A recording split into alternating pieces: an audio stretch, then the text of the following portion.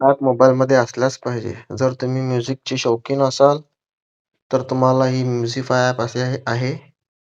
त्याच्यामध्ये ad free plus काही त्याच्यामध्ये सबस्क्रिप्शन लागणार नाही. ही फ्री आणि ओपन सोर्स असल्यामुळे ह्याचा काही व्हायरसचा वगैरे काही संबंध नाही. आणि दुसरी ॲप आहे जी ओन्ली ऑफिस. ही सुद्धा ॲड फ्री आहे आणि त्याच्यामध्ये बी काही सबस्क्रिप्शनचं काही हे नाहीये.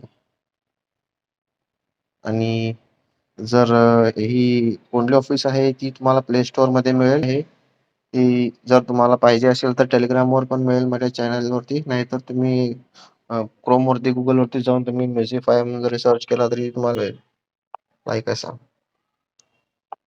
प्ले स्टोअरवरती आहे त्याच्यावरती ॲड्स येतात.